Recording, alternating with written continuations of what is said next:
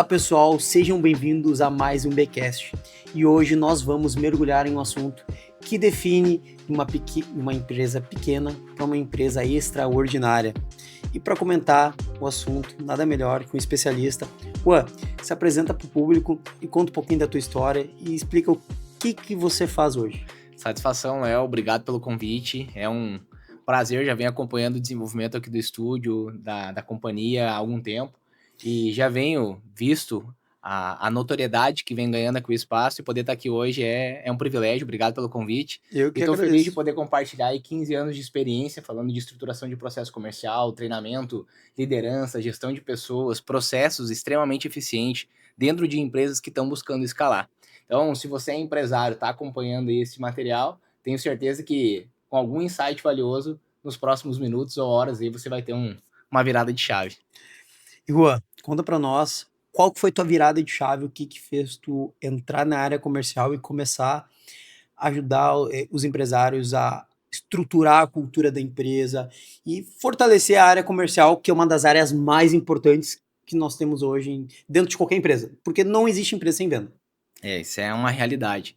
Primeiro, eu acredito que todo vendedor ele passa por uma jornada de transição, maturação e desenvolvimento, né? Comigo não foi diferente. Porém, desde muito novo eu sempre foquei e trabalhei diretamente com vendas. Se fosse perguntar, pô, como é que é um torno CNC, como é que é uma metalúrgica, cara, não faço nem ideia como é que é. Desde novo, desde os 16 anos de idade, eu trabalho com vendas. E aí já tive a oportunidade, o privilégio de me tornar gestor muito cedo, ainda com 18 anos. Na época eu estava no processo de transição para gestão com 17 para 18. E era um telemarketing, um telecom. E eu não sei se vocês têm a noção de como é um telecom de forma interna. Cara, é loucura. Tu vai gerenciar uma galera, uns 20, 30 colaboradores, que os caras estão passando a café preto e porcaria no banheiro em 38 horas por dia. Então ali foi uma faculdade para mim, ali eu me identifiquei não só com as vendas, mas também com o que hoje me move, que é desenvolver pessoas, gerenciar, liderar. E hoje é o que realmente tenho feito aí como a minha principal vertical. E a minha principal virada de chave, ela vem de encontro a um momento. E é o momento que eu me deparo com o mundo corporativo, o mundo do B2B, e aí eu saio desse ecossistema de 9 anos trabalhando no telecom, no telemarketing, saio dessa empresa como vice-coordenador externo e pego uma bagagem gigantesca. E aí a minha virada de chave vem de encontro a conhecer não a venda somente sobre a técnica, mas a venda ela com um olhar muito mais sobre processo, organização, inteligência, dados, números. Aí eu comecei a entender que o jogo era muito maior do que eu imaginava. E aí eu sempre falo, tem dois tipos de vendedores. Tem o vendedor que fracassou na vida, ou o profissional que fracassou na vida, e como o mercado ele é muito carente de bons profissionais de vendas, ou toda empresa precisa da área comercial estruturada, tem muita oportunidade. Só que com isso também tem pessoas fracassadas que tentaram mil coisas na carreira profissional e o que sobrou foi a venda. Então esse vendedor ele ainda não passou por um trabalho de metanoia, uma transformação de mente, e entendeu a grandeza do processo comercial dentro da empresa. Porque como da mesma forma que tu abriu aqui o podcast, toda empresa precisa de bons vendedores, indiferente do CNPJ, indiferente do segmento, indiferente da área de atuação. Se não tem uma estrutura de vendas consolidada, a empresa ela já está fadada ao fracasso. Sem vendas não existe empresa, é a base. É a base. Não tem como ter uma empresa se não tiver uma área comercial bem estruturada. E Juan, antes de entrar na questão de mentoria, entender melhor isso aí, qual a principal diferença que tu nota de uma empresa que tem um setor de vendas e de uma empresa que tem uma área comercial estruturada que realmente vem crescendo, vem avançando e vem quebrando recorde todo ano? Boa. Essa visão sobre empresas, se a gente for olhar e eu for pegar 15 anos entrando em mais de 100 empresas, falando com empresários todos os dias, eu me deparo com de 10, 7 empresas ainda não estruturaram um processo comercial. Tem o processo de vendas, que normalmente é o empresário que começou vendendo do seu jeito, do jeito que sabe, do jeito que chegou ali aos Do trancos e jeito que deu, barrancos foi e indo, foi foi indo. contratando e já foi assumindo outras frentes. Isso é uma realidade do mercado. E ele sabe que precisa de bons vendedores, só que ele fica no escuro, às cegas, porque ele também não desenhou um processo quando ele começou. E aí o meu papel atualmente com a Gold, que é uma das empresas que a gente tem hoje no nosso ecossistema, é de fato a gente estruturar processos comerciais dentro de uma metodologia baseada em 5 pontas: gestão de pessoas, cultura de alta performance, processos muito bem definidos, pessoas muito bem treinadas e aplicadas para executar esses processos e as ferramentas e tecnologias para potencializar não só o time de vendas, mas também para trazer uma clareza, uma visão 360 de tudo que está acontecendo para o próprio gestor. Sabe que eu, além de fazer o podcast, eu assisto muitos podcasts e eu vejo o pessoal falar que naquilo que tu é bom, tu pega e tu vai anotando. Ah, isso aqui eu faço de tal maneira, isso aqui eu faço diferente. E naquilo que tu não é bom, tu contrata alguém que seja bom. Exato. Porque a mão de obra intelectual, ela é cara. Agora, se no momento que tu tenta economizar na mão de obra intelectual, tu paga o preço. E esse preço ele fica caro porque normalmente o empresário ele vai tentando, vai deixando o dinheiro na mesa, não tem um processo claro, e quando ele vai tomar a decisão de fazer o investimento e trazer uma inteligência externa para dentro da empresa, ele já, além de perder muito dinheiro por não estar fazendo um processo eficiente, ele já fez ali inúmeras tentativas que gerou custo para a empresa. E aquele investimento para o colaborador ou para a empresa terceirizada, ele se torna 3 vezes mais caro, 5 vezes mais caro, isso é comum. E, Juan, me tira uma dúvida assim, ó. Hoje, o que, que é uma metodologia de venda? Porque eu vejo muitas empresas que têm um CRM básico e acham que isso ali é uma metodologia de venda e acham que isso ali realmente é o que vai fazer o diferencial. Ou, na verdade, eles pegam e contratam, por exemplo, uma empresa de marketing. A gente faz todo o trabalho, faz o tráfego, faz Sim. tudo que precisa, direcionam para o CRM e chega no final lá, a equipe não tem treinamento, não sabe o que está vendendo, não sabe nada sobre a empresa, não sabe nada sobre o produto, e aí chega e diz assim, pô, teu lead não foi bom, cara. Eu venho de um ecossistema que é o maior ecossistema de marketing da América Latina, que é a própria V4 Company. Tive o privilégio de entrar na V4 como executivo closer, aquele cara que faz o fechamento, saiu da V4 como sócio executivo, e esse cabo de guerra entre marketing e vendas, primeiro que não é toda empresa que está disposta a fazer um investimento em marketing para gerar demanda qualificada. E o segundo ponto é que esse cabo de guerra entre marketing e vendas, ele praticamente vai abranger 90% das empresas que fazem esse aporte. E aí, obviamente, o estúdio claramente tem clientes hoje que fazem toda essa geração de demanda qualificada, só que lá na ponta se depara com um cenário extremamente caótico. E isso muitas das vezes é culpa do vendedor, que obviamente ele não está preparado para receber essa demanda, mas a maior culpa é do próprio empresário, do próprio gestor. Porque a responsabilidade de executar um processo, de mostrar de forma muito clara o como tem que ser feito é do gestor. E aí, existe uma frase que eu falo comigo a todas as empresas que eu tenho o privilégio de entrar e atuar e mentorar, que é: quem não sabe o caminho, qualquer caminho serve. Então, eu tenho visto e me deparado com inúmeros empresários que estão andando em círculo, procurando alternativas para escalar, para expandir, fazendo investimento em tráfego, fazendo investimento em canais de aquisição diferentes do normal, fora do padrão, só que porém não estão estruturando, organizando a casa para receber essa demanda. E isso é, que nem diz o gaúcho, é um tiro no pé, não tem? O que eu vejo muito hoje é assim, ó, que nem tu falou, é um cabo de guerra. É um cabo de guerra. O marketing culpa o comercial culpa o marketing, e em vez de os dois se unir. Pessoal, vamos ver aonde está o problema. Vamos resolver o problema e vamos fazer Não com tem, que cara. seja uma roda. Porque realmente, o marketing ele traz o cliente, marketing ele vai fazer o cliente chegar até a empresa, mas quem vai fazer a conversão da venda é o vendedor. É uma engrenagem. Se uma peça está fora, a engrenagem não funciona. Não funciona. E eu vejo assim, ó, os empresários eles querem economizar em tudo. A gente quer economizar, porque o custo é muito alto para tudo. Mas se tu economizar no treinamento da tua equipe, por exemplo, tu compra uma máquina. E quando a gente compra uma máquina, a gente vai ter que dar o treinamento para a equipe usar aquela máquina, senão a equipe vai estragar, não vai saber operar e assim por diante. É a mesma coisa na área comercial. Tu vai contratar alguém. Como é que tu não vai treinar aquela pessoa para exercer uma das atividades mais complicadas e complexas que tem numa empresa, que é o comercial? Então, eu vejo que os empresários não estão preparados, principalmente no Rio Grande do Sul, não estão preparados para ter essa conversa porque acham que tudo é custo. E essa visão, Léo, ela é importante a gente estar na mesma base, porque aqui tem um profissional que trabalha com estruturação comercial e tem um outro empresário que trabalha com geração de demanda, que é marketing.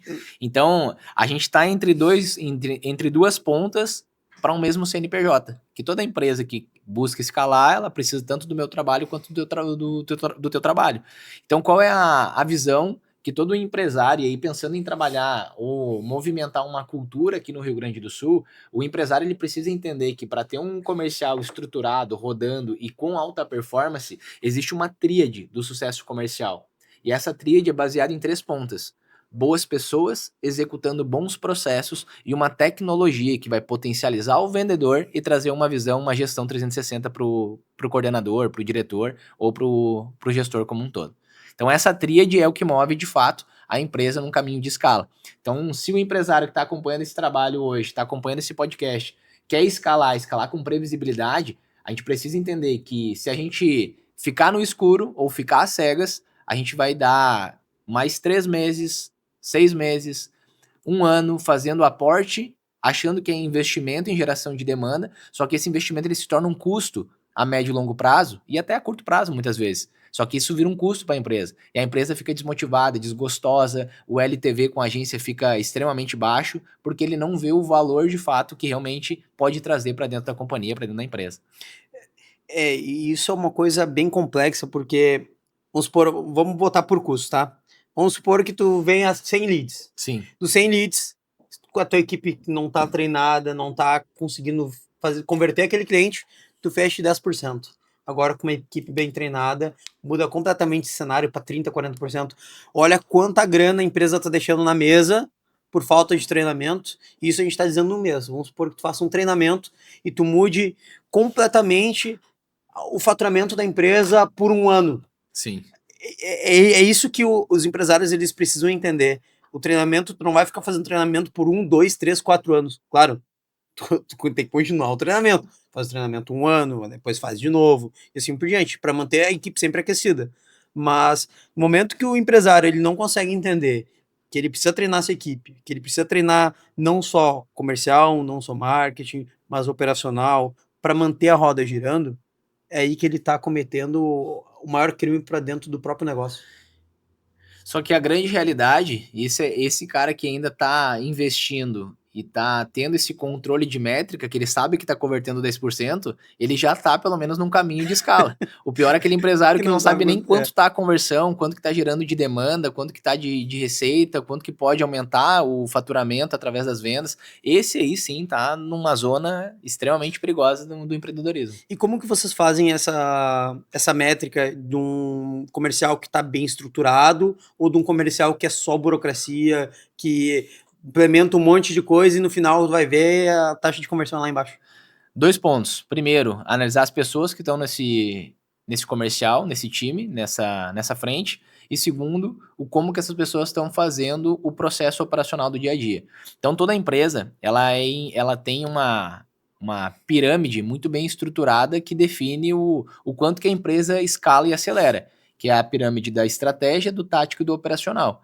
Então, se a empresa tem uma boa estratégia de crescimento e escala, provavelmente ela já contratou o estúdio, ela já está fazendo um trabalho de geração de demanda, tem um gestor lá que está olhando para todas essas pontas e garantindo que essa estratégia aconteça, mas normalmente o operacional está totalmente desregulado, no sentido de pessoas e processos. Então, a primeira análise que eu faço quando eu entro numa empresa é entender como é que está essa pirâmide. Existe uma estratégia de crescimento, existe um gestor que acompanha na íntegra e como é que o processo operacional é feito no dia a dia. Sem esse pente fino, essa análise, provavelmente é mais uma empresa ou mais um mentor que entra na empresa para aplicar uma metodologia que é uma metodologia rasa, não é uma metodologia personalizada para aquele modelo de negócio ou para aquela empresa. Então, essa análise de 360 antes de começar a implantação, ela é essencial. E a gente já consegue definir se a empresa de fato tem um mínimo de estrutura ou se a gente tem que começar um trabalho do zero mesmo, né? E tem uma metodologia que tu considera mais eficaz ou depende muito do tipo de negócio ou de segmento? A metodologia que eu considero mais eficaz foi a que eu desenvolvi ao longo desses 15 anos, que é a metodologia GOAT baseada nesses 5 pilares: gestão, cultura, pessoas, processos e tecnologia. Então, se a empresa ela tem essas pontas bem alinhadas, dificilmente ela não escala, dificilmente ela não cresce, dificilmente ela não aumenta a performance e o faturamento. E hoje todo mundo que tem empresa sabe que quando tu vai tentar implementar uma coisa diferente, vai tentar fazer mudança, tem muita resistência por parte de funcionários, principalmente de gestores ou funcionários mais antigos. E como vocês quebram essas barreiras na área comercial, especialmente os vendedores mais experientes? Boa. A ideia, de antemão, é sempre entrar dentro da empresa com uma visão de potencializar. E aí, quando a gente olha para aquela parte estratégica, tática e operacional, a escada a gente lava de cima para baixo. Então, primeiro a gente tem um alinhamento com o gestor, com a diretoria, com o dono da empresa que fez a contratação e desenvolve um plano de ação para colocar essa metodologia em cena.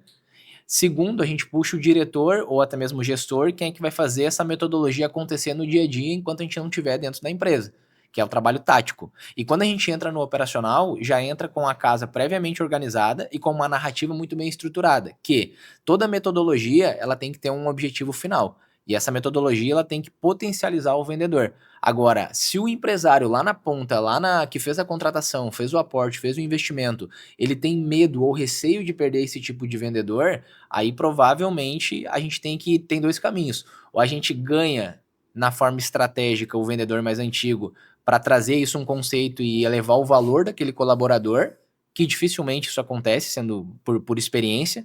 Normalmente ele fecha a porta mesmo, porque tá com a síndrome da Gabriela. Eu nasci assim, eu morri assim, e eu aprendi assim, eu vou morrer assim. É, Então esse vendedor, provavelmente, ele está sendo um peso para a empresa e não está sendo aí um canal de fato de remuneração. Então, se o vendedor ele é mais importante que o crescimento da empresa, se o vendedor, o mimimi, né, o vendedor mimimi que a gente fala, ele é mais importante que o crescimento da empresa, aí o problema não está no operacional, o problema está na estratégia, porque o gestor em si permitiu que isso aconteça. A gente tem que fazer um trabalho, dar 2 passos para trás e antes de trabalhar com o vendedor, a gente tem que trabalhar com o diretor, para mostrar para ele a importância e o quanto que isso está impactando na operação dele. e na tua visão, qual a diferença de um gerente comercial e de um líder de vendas de alta performance? O gerente comercial ou o chefe, né, que nem o mercado gosta de tratar, o chefe ele vai mostrar o que tem que ser feito ou vai cobrar o que tem que ser feito, e isso o mercado tá cheio, e eu acredito que tem empresas que funcionam dessa forma, e até a metodologia ela não é somente para líderes de alta performance. Uma parte da nossa metodologia ou da nossa mentoria, ela desenvolver gestores para ser gestores de alta performance, mas a grande realidade é que o mercado normalmente tem chefe.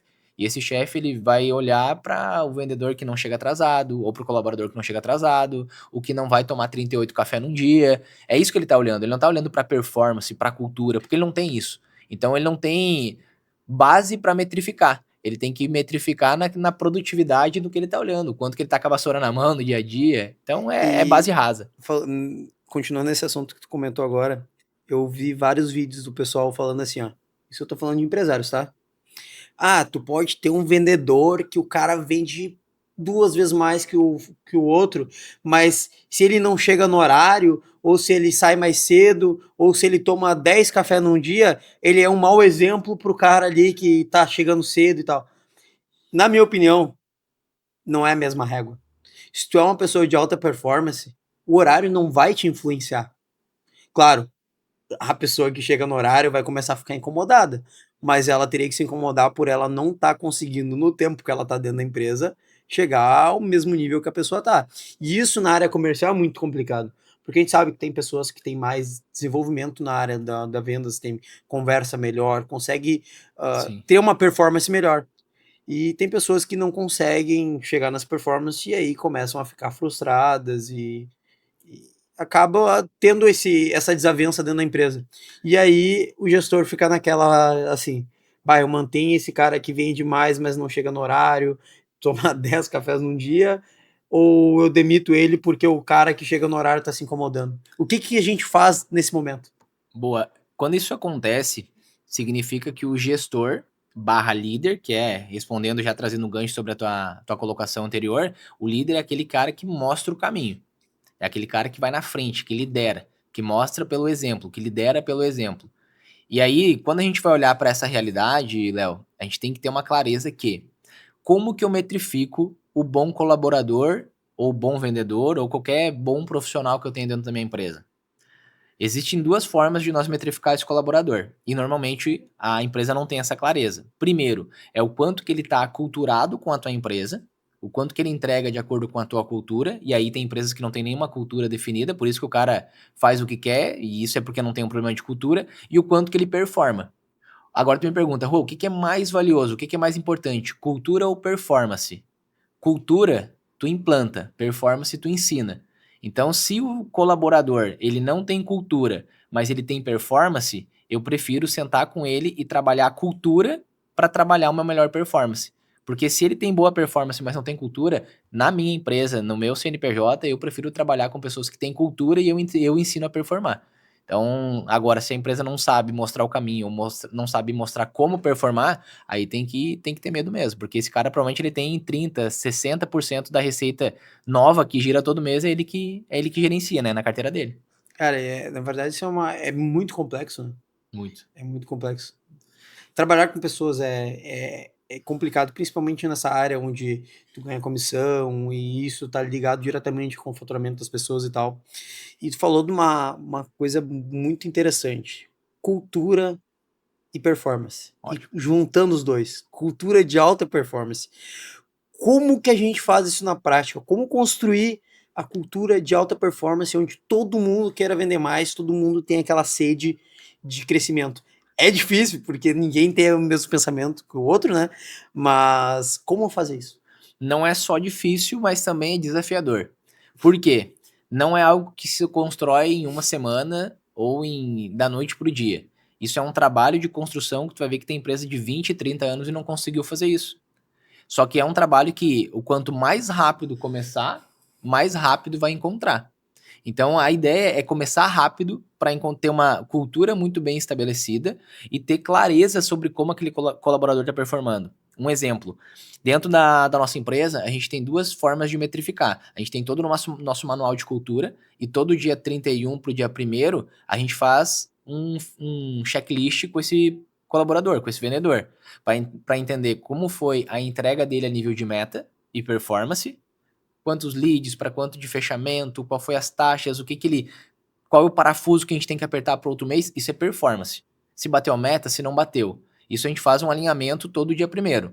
Só que tem um outro ponto que é a cultura, que eu também dou uma nota. Então toda virada de mês eu dou uma nota sobre cada ponto da minha cultura. Honre esses compromissos, inove sempre, mais ação, menos glamour, que são pontos que eu aprendi ao longo da jornada e eu faço um manual com no mínimo 10 pontos e a gente vai trazendo isso todos os meses e uma avaliação de 1 a 10. Se dá 7, daí eu começo a dar as notas e começo a pontuar o porquê daquilo tá acontecendo. Se tá abaixo de 7, o outro colaborador colaborador no próximo mês, ele já vai, opa, tô em 7 aqui na inovação, então tem que melhorar, tem que trazer mais iniciativa, mais inovação. Pô, tô com 2 aqui em honre esses compromissos. Mês que vem, se eu não tiver com 5, com 6, vai dar problema. Então tem duas formas de metrificar, a gente tem que ter clareza. Não é só na conversa, é dados, entendeu? Há 3 meses tu tá com 2 em honra esses compromissos. Pô, tá errado. O cara 3 meses tá com 2, não desenvolveu nada. Aí é o problema do líder que não teve clareza das ações do dia a dia, deixou passar, mas também que não tem dados. Cara, isso é uma coisa que poucas vezes escutei alguém falar isso, em metrificar e dar notas para os colaboradores. Eu acho que se as pessoas começassem a fazer isso com os funcionários, eu vou falar da minha percepção, tá? Eu cuidei muito tempo da área operacional da empresa, aonde eu sabia o que cada um sabia fazer, o que cada um era bom, o que cada um não conseguia fazer. Eu sabia exatamente todas as informações de cada funcionário. Eu tinha uma planilha onde eu sabia exatamente o que eu podia destinar para cada funcionário. Acredito. Então, vinha alguém assim, dá para largar tal coisa para esse funcionário. Não, o cara não vai conseguir fazer isso aqui, não adianta. Aí eu pegava e destinava para outro funcionário, e assim por diante. E muitas vezes no operacional, a gente tapa buraco. Tu tem que pegar, faltou um funcionário, tem que pegar um, botar em outro lugar. E aí a gente ia fazendo o giro com funcionários para entender o que cada um era bom e aonde cada um se desenvolvia Total, melhor. total. Cara, é uma coisa mais complexa. E isso é usado muito na área do calçado. Na área do calçado, os funcionários, as empresas grandes, os funcionários, eles fazem um giro por dentro da empresa para saber trabalhar em praticamente todas as máquinas, para se faltar um funcionário, ter alguém para repor.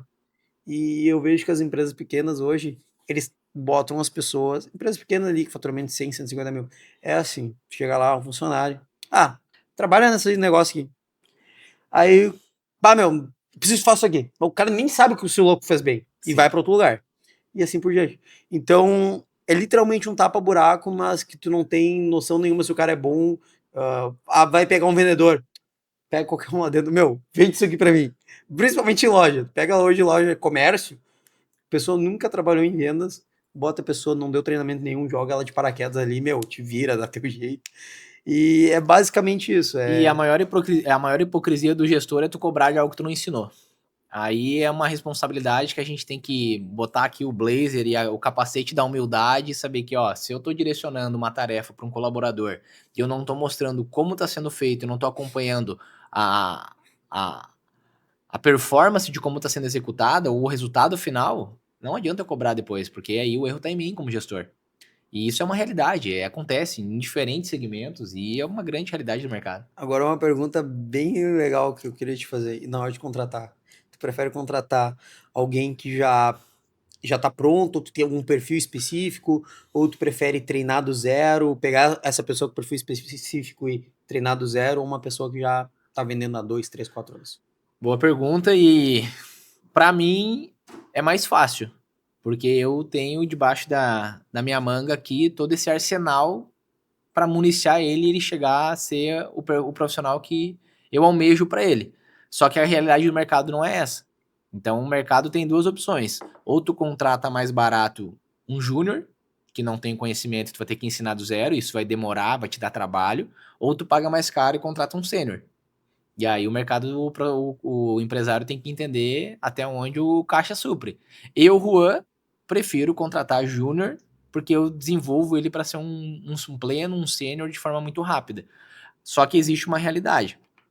Se a gente vai olhar para a contratação, a gente tem que ter duas formas ou duas clarezas que tem que trazer no momento da entrevista e ter a certeza do que a gente está contratando. E aí entra naquela questão, né? O combinado não sai caro e o óbvio tem que ser dito. Então, todo o processo de contratação com os meus vendedores, eu faço uma análise com eles de duas coisas: hard skills e soft skills. As hard skills é o que ele traz de casa. Isso eu não consigo implantar para ele. Compromisso, responsabilidade, fome, propósito, energia. Isso não, ele vai trazer de casa.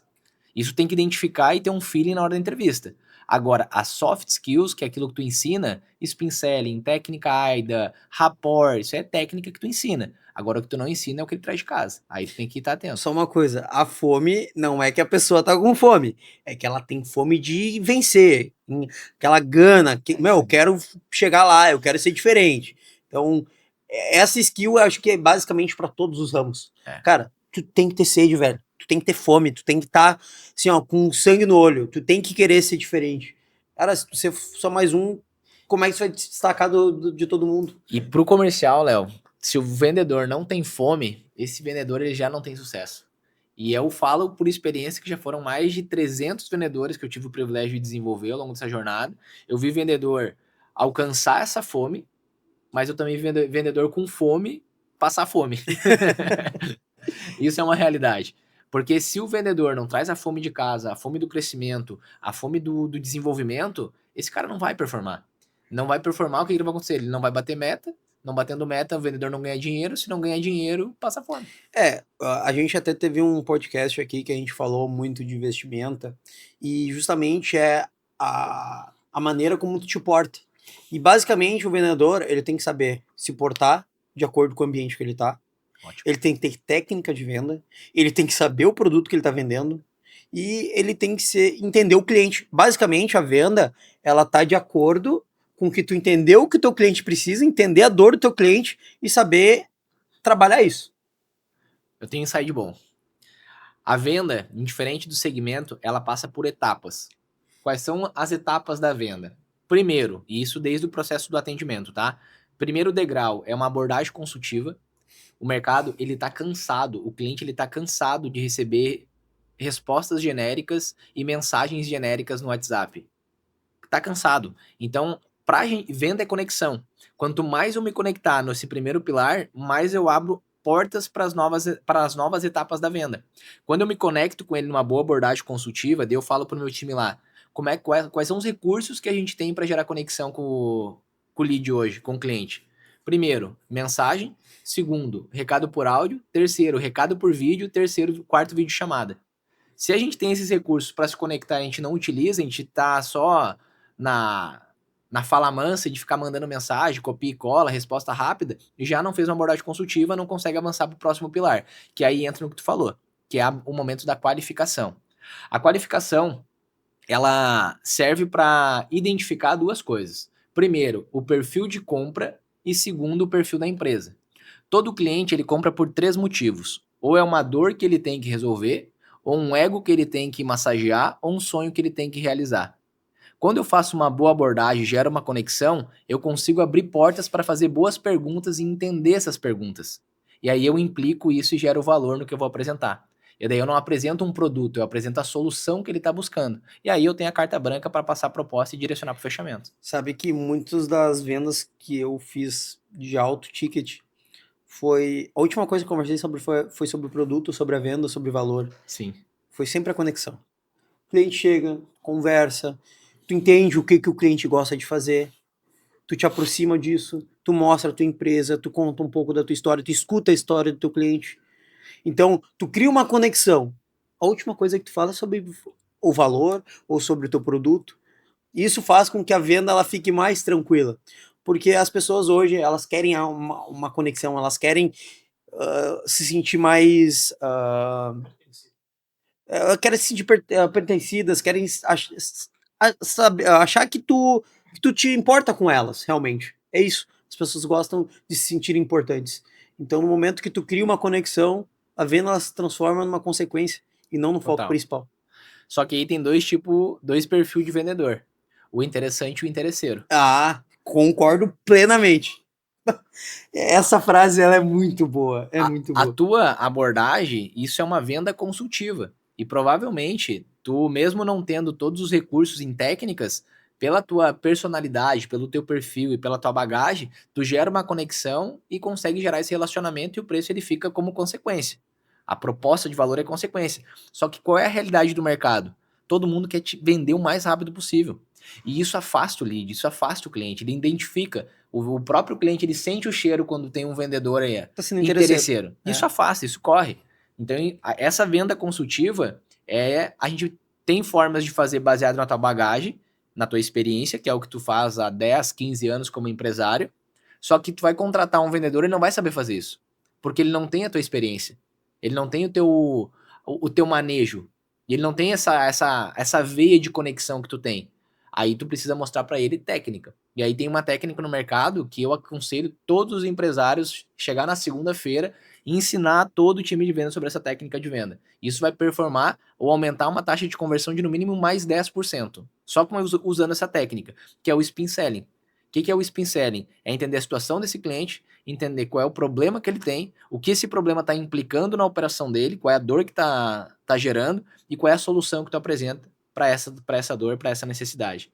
Se o vendedor tiver treinado para aplicar o spin selling para vender qualquer produto, desde o ticket de 10, 20, 30 reais até o ticket de 100, 200, 300 mil, que é o teu lá da marcenaria, cara, não tem como não ter a efetividade, porque a venda ela se torna consultiva, tu domina a venda. E aí entra um ponto que o vendedor interesseiro ele tem que ter uma habilidade, que é o controle de narrativa. Já percebeu aquele vendedor que nunca tem um próximo passo definido? Deixa o lead definir quando é que pode retornar, quando é que pode ligar. Tem que ser interessante a ponto de tu ter um controle de narrativa e saber quando que eu vou entrar em contato, qual é o próximo compromisso, qual é a cadência de relacionamento. Se essa curva de conversão é de 7 dias, eu vou ter um touch point desenhado para o primeiro dia, para o segundo dia, para o quarto e para o sétimo, para não soar interesseiro. Mas aí a gente pode aprofundar só nesse ponto. E hoje a gente escuta muito o pessoal falar, principalmente na área comercial, tô desmotivado, não tô conseguindo vender. Comissão resolve motivação? Ou tem alguma outra alavanca que faz isso ser mais, como é que eu posso dizer, manter um gráfico de ascensão? Boa. E a comissão, aí eu falo o Rua vendedor, que até hoje, cara, eu sou vendedor, eu sou apaixonado por venda e, porra, o que que tu faz? Cara, eu vendo. Até hoje estou vendendo. Se eu te encontrar na rua e tiver um produto, eu vou me conectar contigo e vou te vender a minha assessoria comercial. Então, eu, Juan, sou vendedor. O que move o vendedor e isso é uma habilidade que normalmente o vendedor ele constrói ao longo da caminhada. Eu acredito que isso é para todos os profissionais, mas o vendedor ele tem um tempero a mais, que é o dinheiro. Vendedor tem que ganhar bem. E o bom vendedor que traz uma quantidade expressiva de dinheiro para tua empresa, para o teu fluxo de caixa, esse cara tem que ganhar bem mesmo, ele tem que ser valorizado dentro do negócio. E aí o dinheiro, a comissão, é uma forma de valorizar o colaborador. A segunda forma que funciona muito bem é um PDI, é um plano de desenvolvimento individual para esse colaborador dentro da empresa. Alcançando essas metas, qual é o próximo passo desse colaborador, desse vendedor? Porque ele não vai ficar 2, 5, 10, 15 anos fazendo isso em alta performance, ele precisa ter um próximo passo. E aí, nesse próximo passo, ninguém cresce sozinho. Ele tem que preparar outras pessoas para fazer aquilo que ele faz hoje. Passei por isso na própria V4 Company. Eu, quando fui transitar entre áreas, ser promovido de closer para gestor matriz, cara, eu tive que ficar mais ou menos 1 ano desenvolvendo ali outros closers para fazer esse trabalho também de vendas em alta performance para conseguir suprir esse resultado que até então estava sobre a minha responsabilidade quanto vendedor. Então, para te subir um próximo nível, sempre tem que preparar alguém para ficar no nível que tu está atualmente. Sim. E como tu vem treinando essa área comercial, vendedores e organizando cultura, como é que o pessoal ele recebe esses feedbacks? Por exemplo, tu tá trazendo pro cara, meu, tu não tá performando, eu preciso que tu melhore. As pessoas muito provavelmente não respondem muito bem a esse tipo de crítica, né? Aí entra um lance que é indiscutível, é verdade nua e crua. Uma coisa é eu te falar que tu não tá performando, outra coisa é eu te mostrar que tu não tá performando. Então, quando a gente vai dar um coach técnico, dar um feedback, eu não posso me basear somente no que eu acho ou no que eu vi ao longo do mês. Eu tenho que ter número, eu tenho que ter dado. Por que, que tu não tá performando? Daí eu vou lá para a planilha de cultura. Por que, que tu não tá performando? Eu vou lá para a planilha de performance dele. Tá recebendo o mesmo número de lead, teu parafuso aqui é agendamento, é fechamento, e aí eu mostro para ele e eu não chego só para mostrar o erro. Eu chego para chegar a esse momento de trazer para ele esse ponto, tu já entra com ajustes e correções, é o trabalho do líder. Tu vai mostrar o erro, mas tu vai mostrar 2, 3, 4 opções de alinhamento. E aí, quando dá as 4, 5 e não resolve, o próprio vendedor vai dizer, porra, tu tentou, eu tô vendo que tu tá tentando aqui e eu não tô conseguindo. Aí é diferente de eu chegar e ficar te cobrando de uma coisa que eu nem tentei te ajudar quanto líder para colaborador ou para vendedor. E tem alguma métrica específica que te dá a pista e diz assim, pô, esse cara vai ser um vendedor extraordinário, ou esse cara vai explodir, vai ser um gestor, um líder, alguma coisa assim? Tem a entrega. O quanto que ele entrega define o quanto que ele vai ter sucesso na operação. Isso falando de resultado. Porque se ele tem uma entrega rasa, ele vai ter um resultado raso. A venda, ela é baseada sim em técnica, em assertividade, mas o maior privilégio da venda e a maior meritocracia da venda é quanto mais tu tentar, mais chance tu tem de acertar. Então, quanto mais empresas tu se conectar, quanto mais pessoas tu apresentar o teu produto, maior a chance de vender. Então, se ele faz pouco, se ele entrega pouco, o resultado provavelmente vai ser pouco. A não ser que seja um cara extremamente sênior, que já tem um processo validado, que também acontece. Mas, a grande realidade do mercado normalmente não é essa. E hoje a gente escuta muito do pessoal falando, né? O ambiente na empresa é tóxico porque é muita cobrança. Como criar um ambiente sob pressão? Porque vender é É pressão, tu pressão. tem que ter meta, tu tem que ter métrica, tu tem que ter uma pressão, senão o negócio não vai acontecer. E aonde que tá o ponto de equilíbrio entre pressão e o suposto ambiente tóxico hoje? Porque a gente sabe que a gente vive numa era onde tudo virou problema, né? Como é que a gente equilibra essa balança? Clareza de dados. Normalmente, a empresa que tem esse ambiente tóxico, ela não tem controle de nada e está cobrando de tudo. Ela não sabe como está sendo feito, ela não tem um controle de números, não tem um controle de resultado e está fazendo uma cobrança extremamente excessiva, fazendo um microgerenciamento e isso sim se torna um ambiente tóxico. O que, que é o ambiente tóxico? É eu ser cobrado por uma coisa que eu não fui ensinado ou uma coisa que eu não tá sobre a minha responsabilidade. Isso torna um ambiente tóxico. Só que aí, quando a gente vai falar de ambiente tóxico, isso a gente está falando de relacionamento de pessoas. E aí é o papel do líder gerar um bom relacionamento de pessoas e um bom ambiente de pessoas. Só que o líder não pode ter medo de cobrar. O líder ele tá ali para cobrar, ele tá ali para delegar. Só que esse relacionamento entre colaboradores também é uma responsabilidade do líder. Quer um exemplo? Eu tenho uma metodologia que eu uso internamente, como como pessoa, que eu trago isso para os meus colaboradores no dia a dia. Principalmente quando os colaboradores têm um relacionamento extraprofissional, da porta para fora da empresa.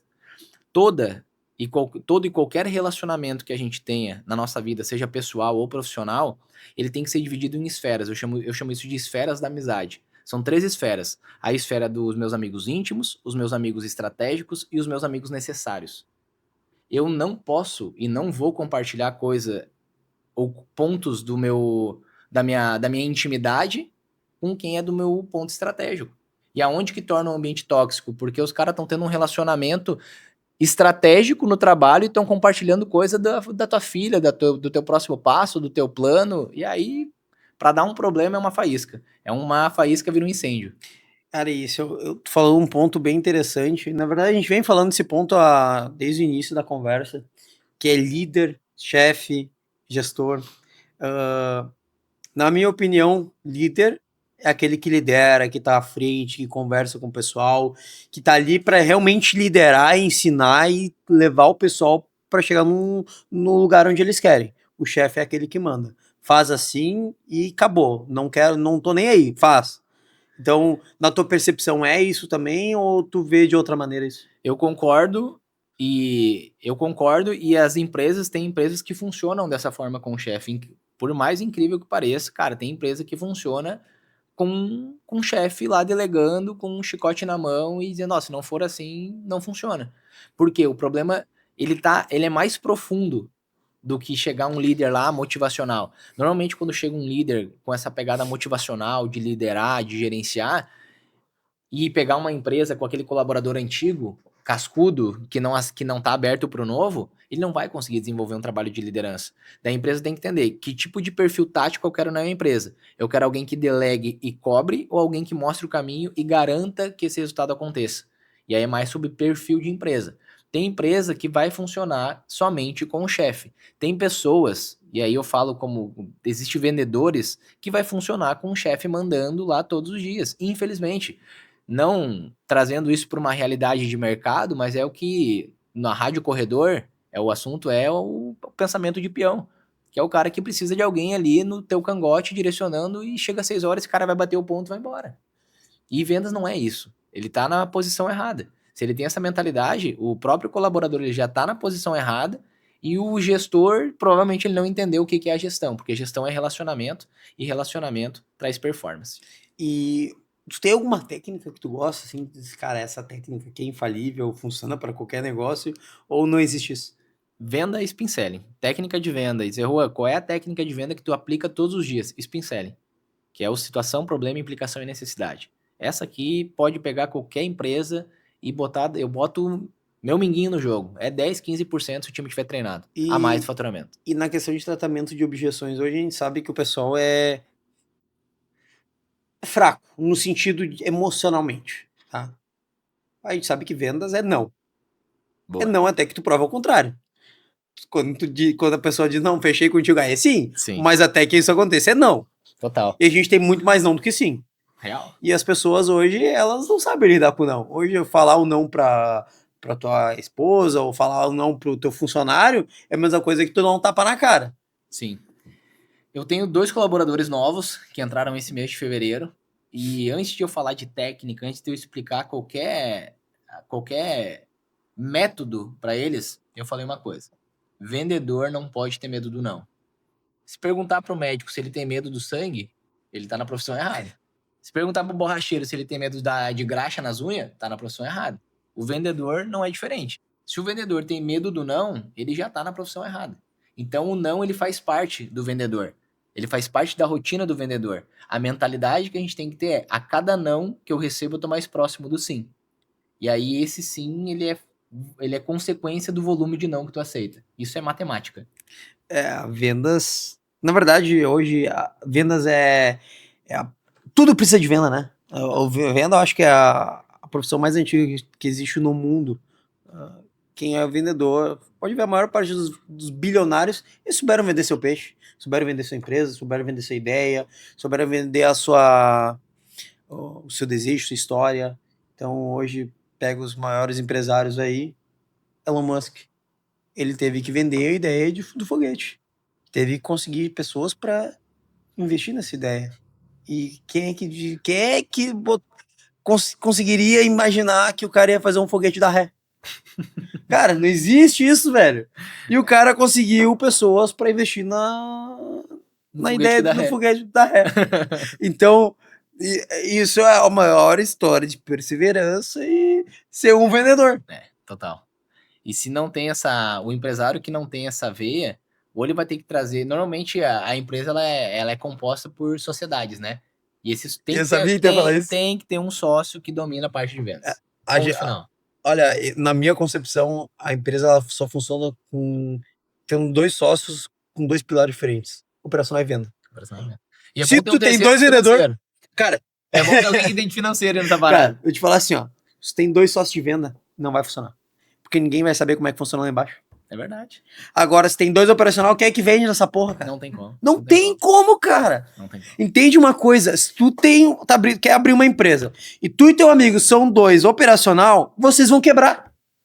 Agora, se tu e teu amigo são 2 vendedores, quer abrir um negócio e vocês só entendem de venda e vocês vão contratar somente pessoas para cuidar do operacional, vocês vão quebrar. Porque não vai funcionar o negócio, cara. Se o cara te deixa na mão, como é que tu vai resolver essa pista? Se tu não sabe vender teu produto, quem é que vai estar lá na ponta da lança pra vender teu produto, cara? Só vai ter operação e quem é que vai vender? Aí me contrata. Me contrata que eu resolvo. Mas, cara, é complicado. Total. Então, e é bom ter um terceiro aí que é o cara do financeiro, né? Não, claro. Senão vira bagunça. Cara, e tu deixar o financeiro na mão de pessoas que tu não tem até confianças, amigos. Cara, amizade é uma coisa complicada de tu botar cuidando do teu dinheiro. Total. É complicado deixar tudo na responsabilidade de um contador. Tu tem que estar de olho, não no sentido de só ser roubado, mas toda hora tá mudando uma coisa. E o cara, ele não é ele que, se mudar alguma coisa, se esquecer de pagar uma guia, alguma coisa, não é no dele que vai arder no teu. E sociedade é difícil, né, Léo? Sociedade complicado. É muito difícil, não sei se tu... Já passei por sociedade que não deu certo. Então estamos aqui cascudos já nesse sentido. Cara, mas é continuar e continuar. Hoje as minhas sociedades, eu entro já com uma narrativa. Ó, a gente tá partindo aqui, sentando nessa mesa, eu sou responsável por isso, tu é responsável por isso. Eu cuido das vendas, tu cuida do operacional. Cada um com a sua responsabilidade, cada um com a sua vertical. Agora, dentro dessa posição, a gente tem que ter um compromisso um com o outro, que é 100% de confiança e 100% de lealdade. A partir do momento que o Léo, como meu sócio, fere a minha confiança ou a minha lealdade, dependendo desse ferimento, vai para 80, para 90, para 93. Não volta mais para 100. Não volta. E aí a tendência é que comece a se desgastar, o relacionamento fica desgastado, a confiança já não é mais a mesma, e a tendência é que dá 1 ano, 2 anos, quantos processos tem aí de sócio se incomodando? Eu, na minha concepção, eu sou um pouco mais... Como é que eu posso explicar?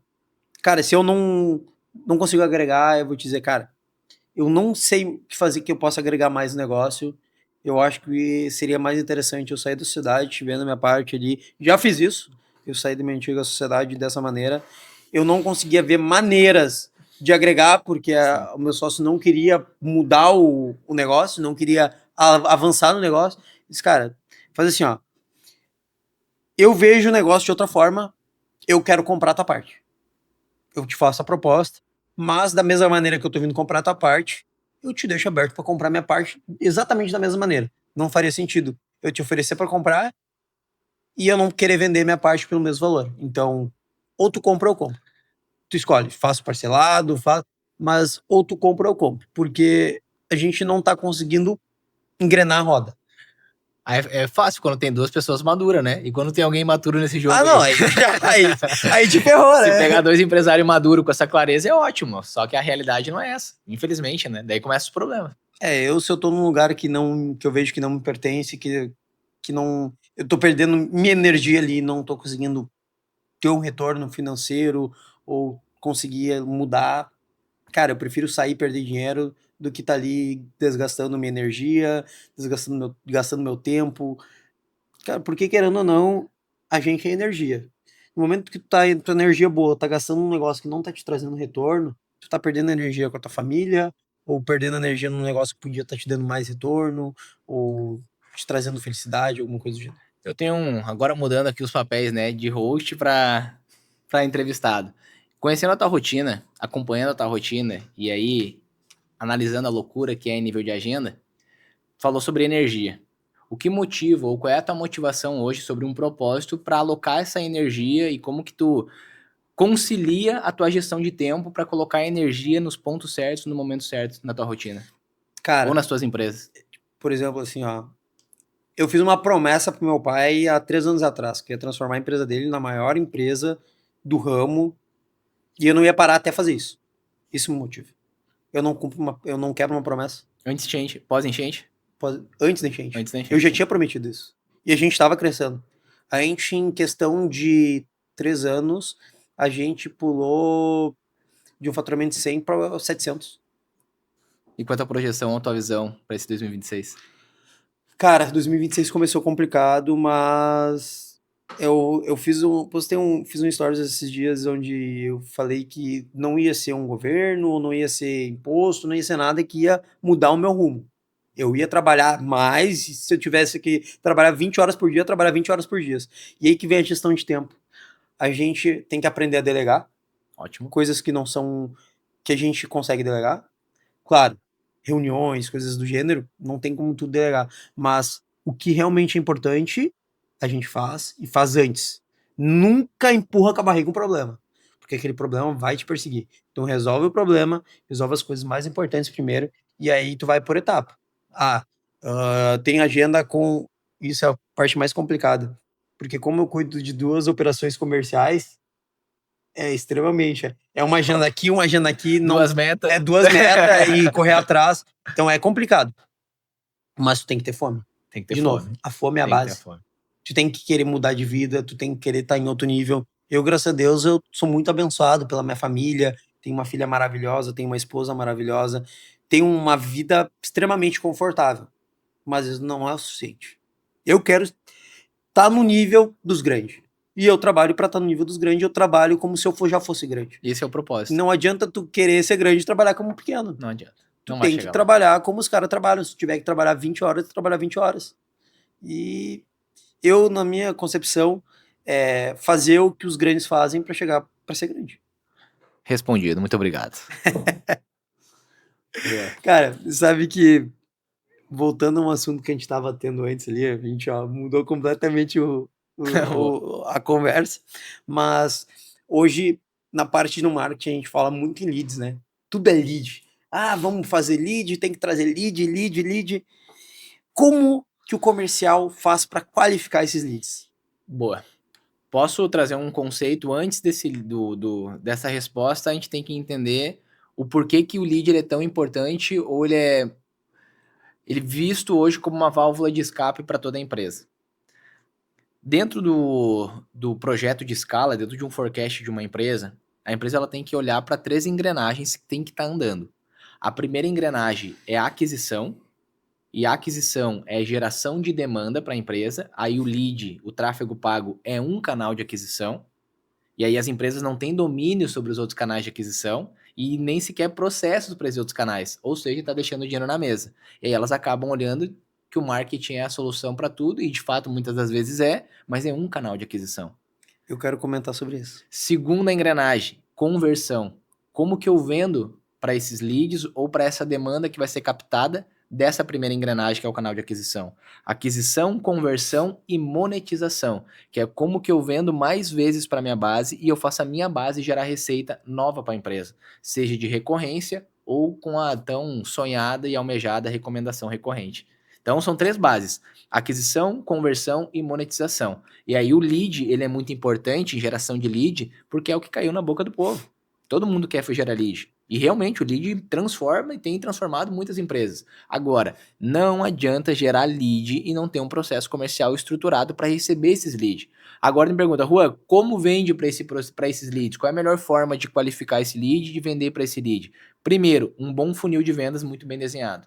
Não adianta a gente saber quantos leads, quanto que eu vou investir em tráfego pago, sem saber quantos leads eu vou gerar, qual é o custo por lead, que a gente estava conversando antes aqui de ligar as câmeras, para saber qual vai ser a minha taxa de conversão sobre essa demanda. Ou seja, não tem um funil desenhado. E aí não adianta, pode botar 1.000, 2.000, 3.000 em tráfego pago, vai ficar no mesmo problema, que é transformar isso num custo e não num investimento. Hoje eu acho que as pessoas elas não entendem exatamente como é que funciona o marketing. As pessoas perderam um pouco da essência. A mídia social focou muito nisso, mídia social. O marketing hoje é mídia social. E, na minha opinião, e eu acredito que nem na opinião de grandes marcas, não é assim que funciona. Por exemplo, tu pega uma Red Bull. Aonde que a Red Bull tá? Eventos, internet. Tu vê ela vendendo na internet? Não.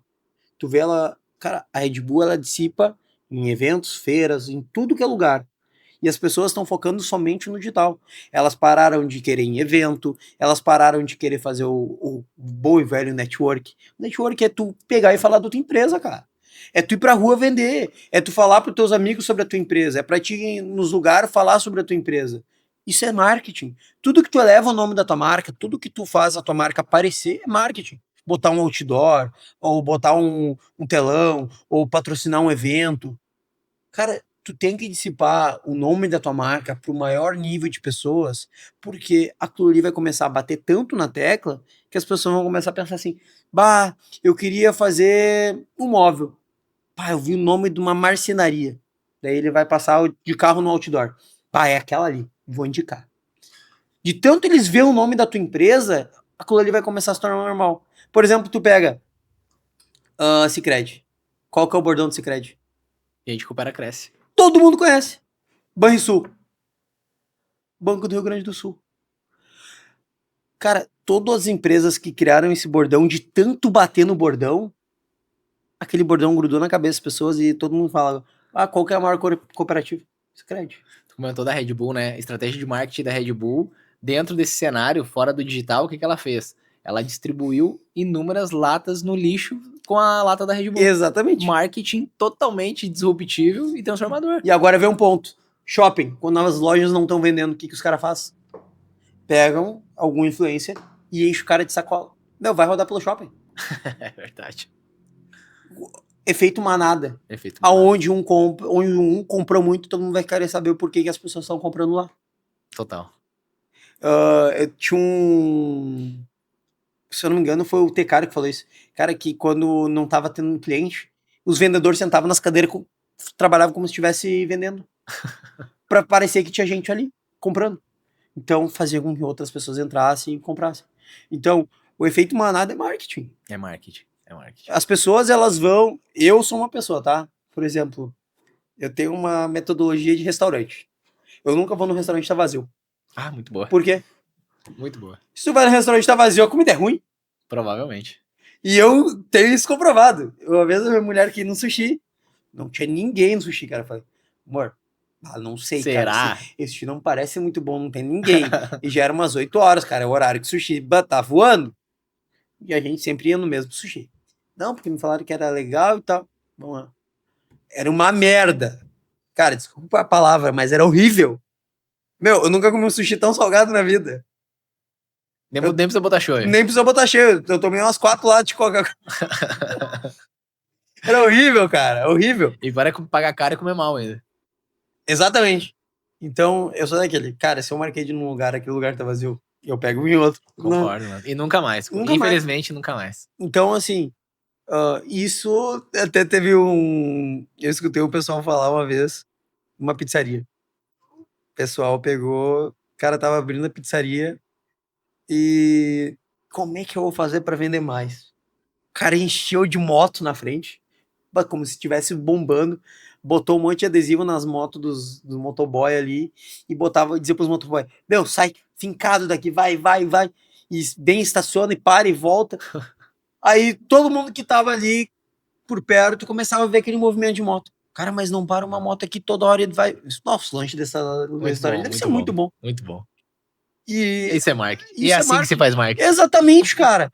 Mas os caras perderam a essência. É verdade. Os caras perderam a essência. Tem um restaurante em São Leopoldo que eu vi os caras fazer muita propaganda. Muita propaganda, tipo assim. fazia um videozinho engraçado e coisa.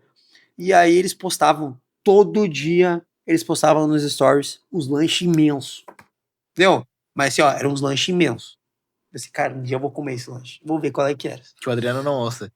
Hã? Que o Adriano não ouça agora esse podcast. Não, mas isso aí faz tempo. Ah, Mas tá. que o Adriano não ouça porque ele vai me zoar. Cara, mas assim, ó. Eu acho que eu posso falar o nome, né? Pipoca Lanches, cara. Ah, Provavelmente tu deve conhecer, tu deve ter visto já um. sim, com certeza. Cara, de verdade, os caras postavam uns X, velho, com 5 hambúrguer, bacon. Meu, mas eram uns negócios imensos. Cara, E quem muita come isso? maionese. Cara, como é que os caras vendem isso, velho? Uma vez eu pensei assim, pá, vou comprar um, mas eu não consigo sozinho, eu vou comer com a minha esposa. Pegamos um lanche, o negócio era imenso. Nem tem Imenso. um, é até ruim pra comer. Não, aí a gente pegou um X só e dividiu em 2.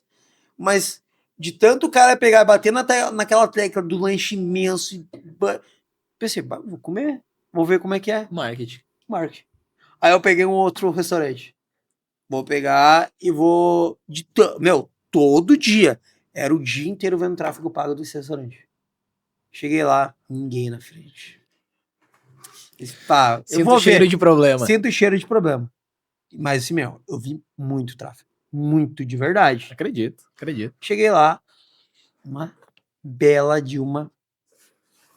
Então, Experiências negativas. experiências negativas.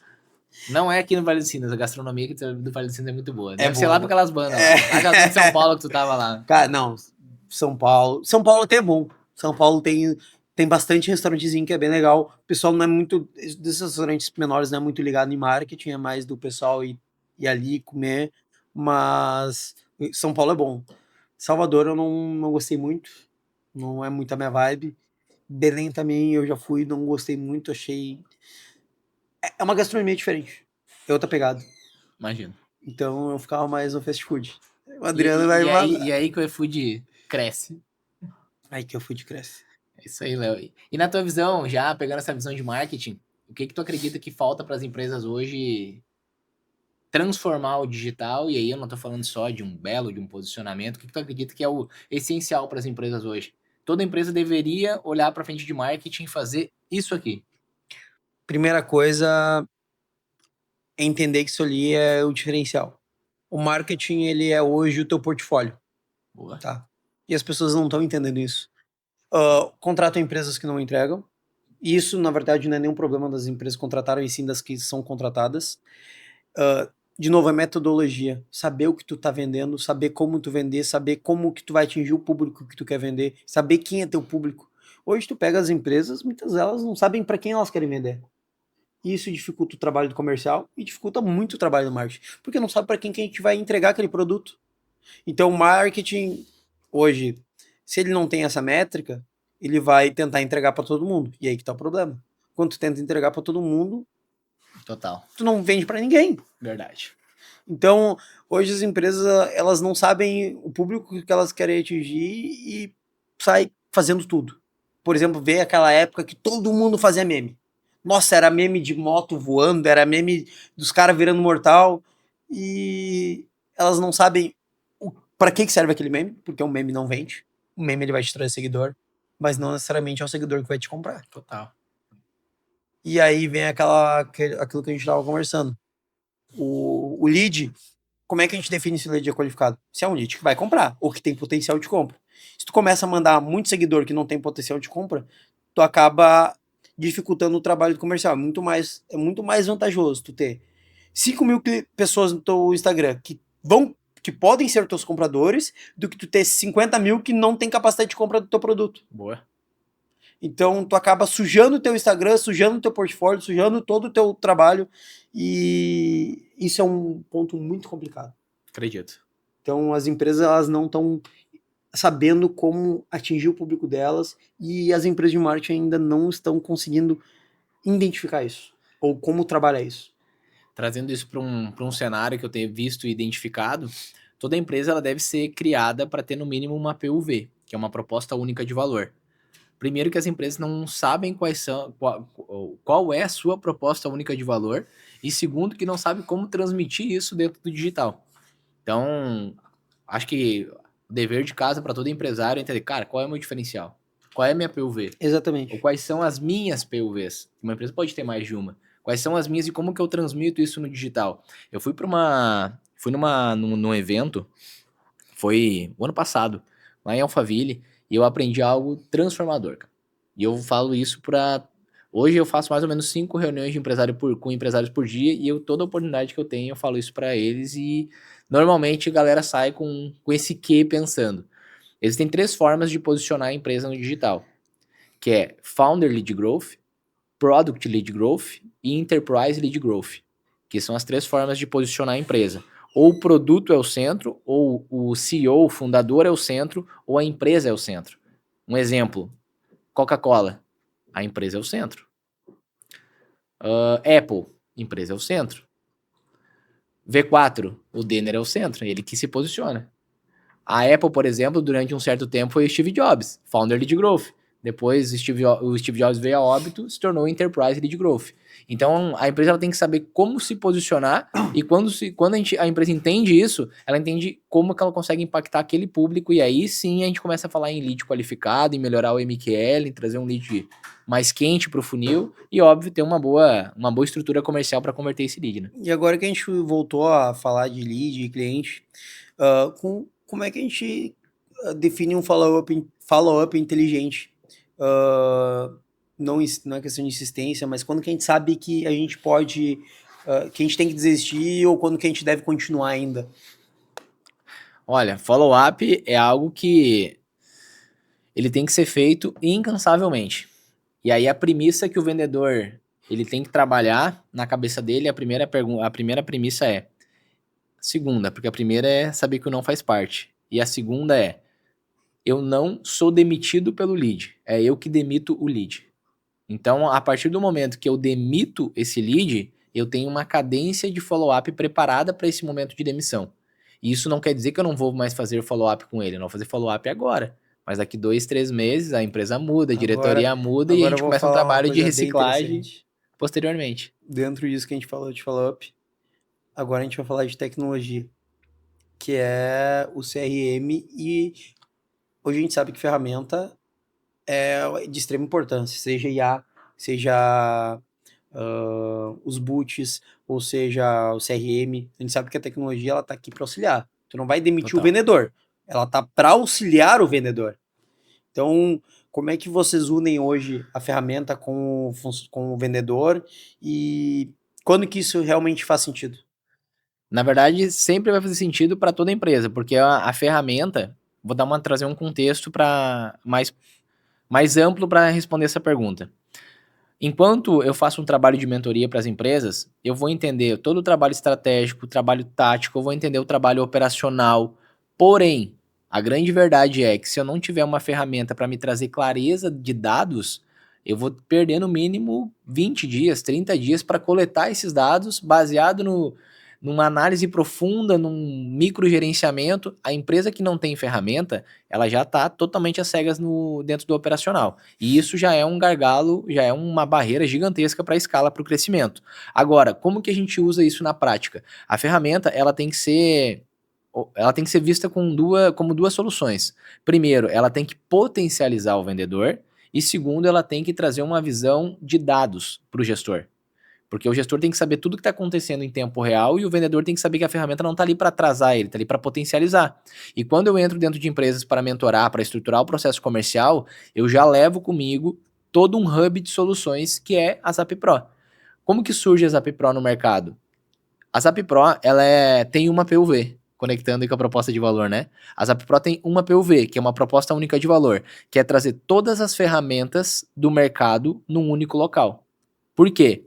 Quando eu faço um trabalho de mentoria e fazia isso antes de ter a Zap Pro, eu tinha que contratar muita ferramenta. Tinha que contratar um VoIP para fazer ligação, tinha que contratar um CRM para acompanhar todas as oportunidades, tinha que contratar um boot de atendimento, tinha que contratar um agente de IA e por aí vai.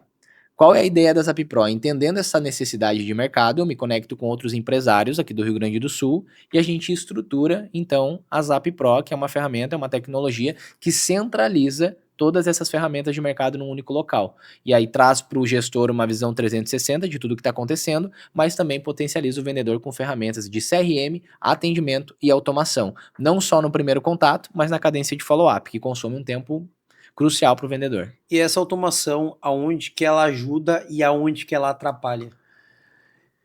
Depende do segmento, do perfil e do produto.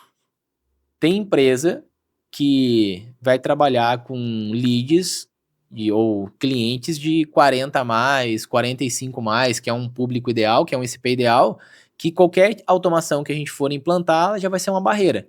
Então tem que automatizar sem perder a humanização. Tem como fazer, mas é mais trabalhoso.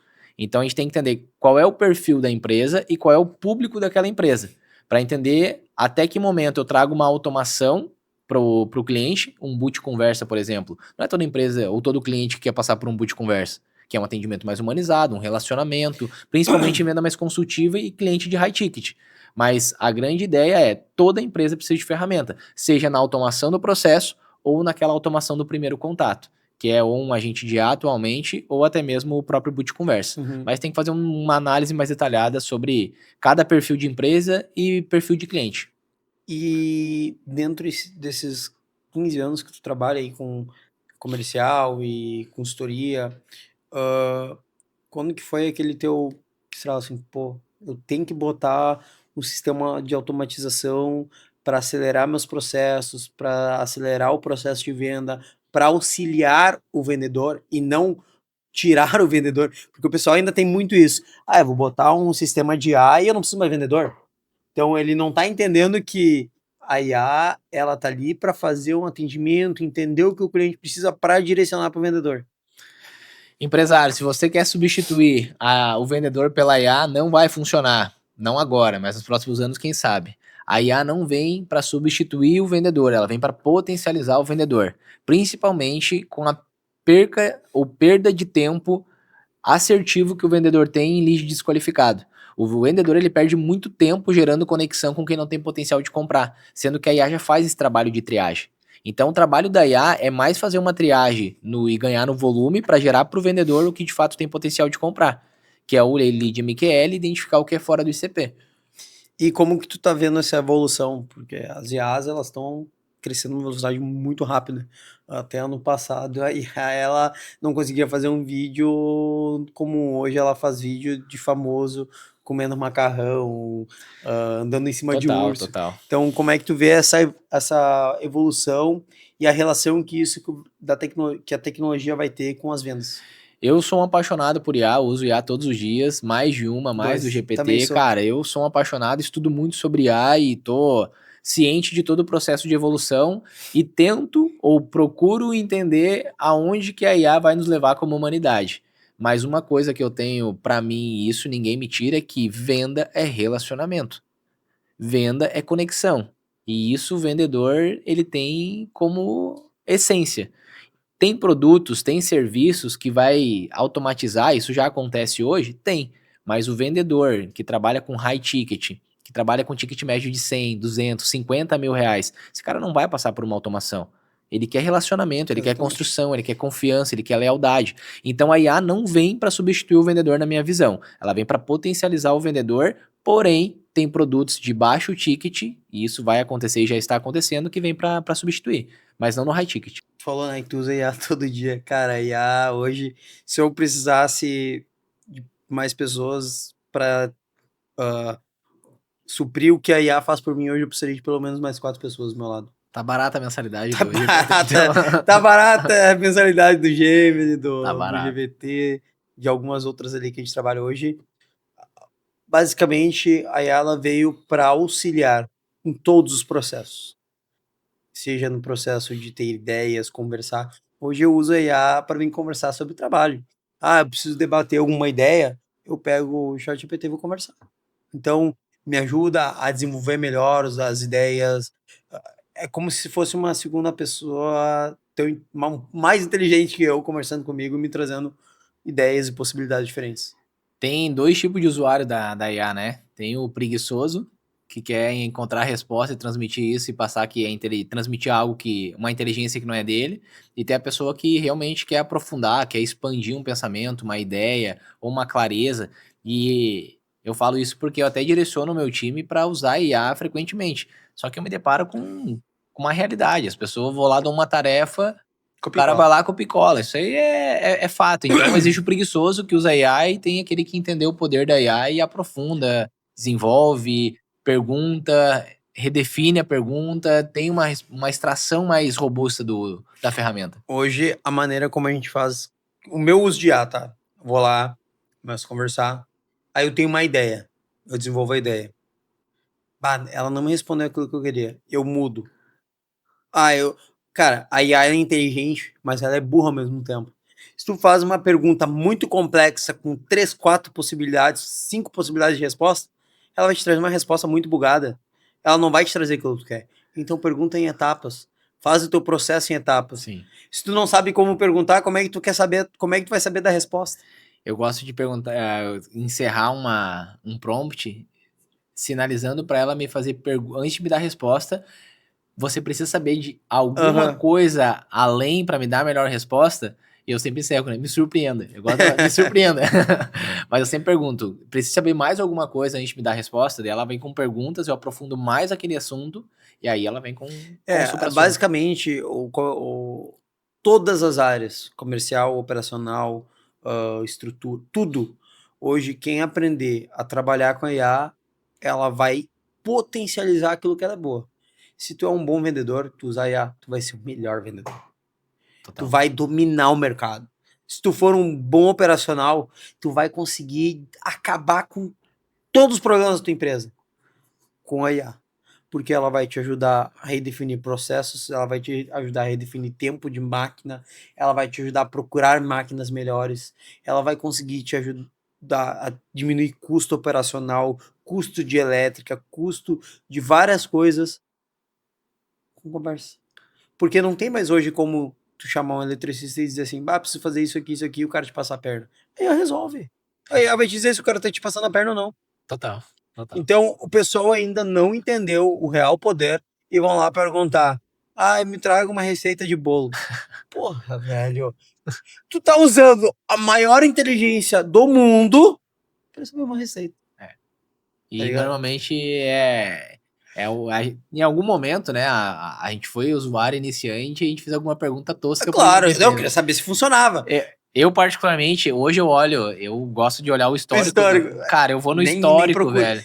E eu, cara, sério que eu perguntei isso? Que momento que eu perguntei isso? Eu não sabia que eu tinha perguntado isso pro GPT. E aí eu vou fazer uma pergunta hoje, claro, com base de conhecimento, ela já traz uma outra resposta muito mais profunda. Eu gosto de fazer Eu essa sou, dinâmica com a eu sou IA. a pessoa que eu amo tecnologia, mas de verdade, sou apaixonado. Esses dias eu entrei numa discussão filosófica no chat GPT sobre a dominação do mundo por IA. Ah, quem nunca, né? Eu acho que já tem um prompt preparado já. Cara, eu comecei a discutir com a IA qual seria a possibilidade da IA dominar o mundo. Porque as pessoas ainda não têm esse conhecimento, mas hoje a IA ela é retida, tá? As pessoas fizeram bloqueios para não ter possibilidade da IA se proliferar da maneira como ela quer. Ela tem vários bloqueios e, inclusive, ela não tem possibilidade de machucar alguém e tal.